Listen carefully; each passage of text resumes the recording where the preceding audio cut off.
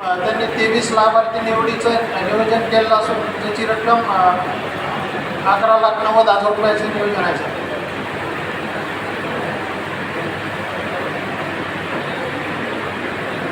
यामध्ये सर प्रधानमंत्री सूक्ष्म सिंचन योजना जमीन उद्योजक तयार करणे किंवा नवीन उद्योजकाला प्रोत्साहन देण्यासाठी योजना आहे. मागच्या आर्थिक वर्षामध्ये आपण एकूण 16 उत्पादक कंपनीला यामध्ये अनुदान वितरित केले. याच्यामध्ये 129 प्रकरणं आपले कंपनीने किंवा वैयक्तिक शेतकऱ्यांनी दाखल केले होते. याच्यामध्ये अडचण मेजर अशी की सर बरेचसे बँक स्तरावरील प्रकरणं रिजेक्ट होतात किंवा ते सिबिल बरोबर नाही. त्या कारणानं बरेचसे प्रकरणं आपले अपात्र झाले आहेत किंवा परत आले. प्रधानमंत्री सूक्ष्म अन्न प्रक्रिया उद्योग जे आहे PMFBY त्याच्यामध्ये 40% अनुदान आहे सर. 16 मंजूर झाले. त्यांना 40% अनुदान आहे सर त्या प्रकल्पाचे. आणि शेतकरी उत्पादक कंपनी असेल तर तो प्रोजेक्ट 1 करोडपर्यंतचा असतो सर. 10 लाख ते 1 कोटीपर्यंतचा प्रकल्प आहे तो. त्यांचा कोणता उद्योग निवडतात त्यावर त्याचे जे कारण आहे ते एक ते सिबिल असेल किंवा मग ते बँकेमध्येच आहे सर.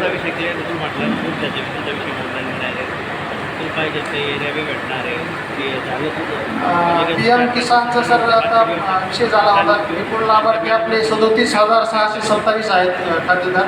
त्यापैकी 36,412 शेतकऱ्यांना PM किसानचा रेग्युलर लाभ मिळतो, हप्ता पडत आहे. एकूण 129 गावापैकी 61 गावं जे आहेत तिथे 100% KYC पूर्ण झाली आणि 108 गावामध्ये 100% आधार सीडिंग झाली. जे काही माझी कृषी विभागाची सर्व शेतकरी बंधूंना विनंती की कुणाची KYC पेंडिंग असेल किंवा आधार सीडिंगचं असेल तर आमच्या कार्यालयाशी किंवा KYC आमचे ऑपरेटर आहेत त्यांचा नंबर आम्ही आपल्यापर्यंत देऊ आणि काही अडचण असेल तर संपर्क साधा असं मी पुन्हा एकदा सर्वांना विनंती करतो. खरीप हंगामाच्या दृष्टीनं दुसरा एक महत्त्वाचा आणि जिव्हाळ्याचा विषय आहे सर की कृषी निविष्ठेचा पुरवठा आणि वितरण. पाचोरा तालुक्यामध्ये सर एकूण बियाण्याचे 217 कृषी निविष्ठा विक्रेता आहेत. रासायनिक खताचे 213 आहेत आणि कीटकनाशकाचे 195 आहेत. खरीप हंगामासाठी पाचोरा तालुक्याची जी काही खताची आपली मागणी आहे 22,485 मेट्रिक टनाची. यामध्ये युरिया आहे 8,640 metric ton, DAP 1,170 metric ton, MOP, NPK आणि SSP 22,485 मेट्रिक टनाची आपण मागणी केली. त्यापैकी आपल्याला शासनाकडून येणाऱ्या खरीप हंगामासाठी 23,423 मेट्रिक टनाचं आवंटन मंजूर झालं आहे. आणि मागचा मार्चमधला शिल्लक 31 मार्चचा आणि नवीन एप्रिलमध्ये पुरवठा झालेला खर्च धरून आज रोजी आपल्याकडे 13,950 मेट्रिक टन शिल्लक आहे. यामध्ये एक विषय असा आहे सर की जरी असलं तर बाकी युरिया आणि DAP हे 2 खतं सोडून बाकी खताच्या किमती फार मोठ्या प्रमाणात वाढल्या आहेत. 1,819 रुपयाच्या खाली इतर कोणत्याच खताची बॅग नाही. फक्त DAPची बॅग जी आहे ते 1,350ला आहे आणि युरियाची 266ला आहे. आणि मग आता रेट कमी असल्यामुळं ह्या 2च ह्याच्यावर युरियावर आणि DAPवर तिची मागणी मोठ्या प्रमाणात वाढू शकते. याच्यामध्ये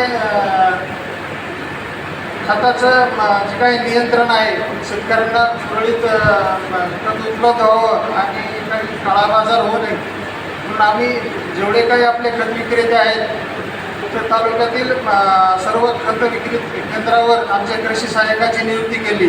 रॅक पॉईंटवरून जर युरियाची किंवा DAPची गाडी निघाली तर त्या कृषी निविष्ठा विक्रेत्यांना अगोदर आमच्या माणसाला फोन करायचा आहे सर आणि त्यांनी तिथं जाऊन त्याची पोच त्या विक्रेत्याने द्यायची आणि समक्ष त्याची विक्री केली जाणार आहे.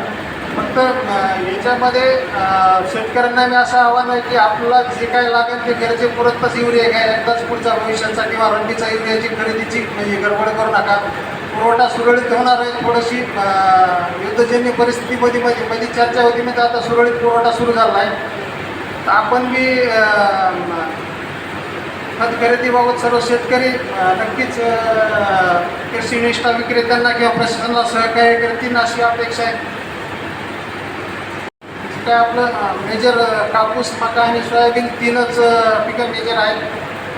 कपाशीची आपला 21,900 आणि 2,19,000 पाकिटाची आवश्यकता आहे. मागच्या वर्षी फार सरप्लस कापूस बियाण्याचा पुरवठा होता. यावर्षी पण कापूस बियाण्याची कुठली अडचण येणार नाही किंवा स्पेसिफिक कोणत्या कापसाच्या वाणाची पण अडचण नाही. मक्यामध्ये जवळपास 10,200 हेक्टर जी काय आपली पेरणी होणार आहे, तर 816 क्विंटल आपला मक्याचं बियाणं लागणार आहे. मक्याचं बी सर्व कंपनी ॲश्युरन्स दिलं आहे की मक्याचा पुरवठा सुरळीत आहे. मक्याच्या बियाण्यामध्ये आपला अडचण येणार नाही. सोयाबीनचा तसा पेरा आपल्या तालुक्यामध्ये कमी आहे.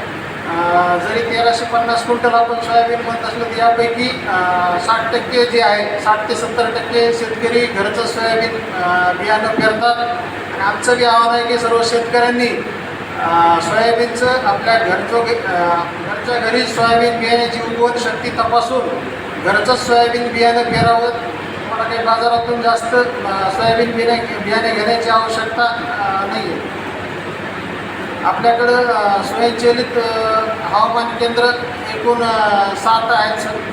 त्याच्यामध्ये पिंपळगाव, वरखेडी, नांद्रा, पाचोरा, नगर देवळा, गाळण आणि लोहारा. आणि नव्यानं आपले प्रस्ताव, नवीन जे 2 महसूल मंडळ होते ते प्रस्ताव गेले, सिंदाडा आणि लोटाचे.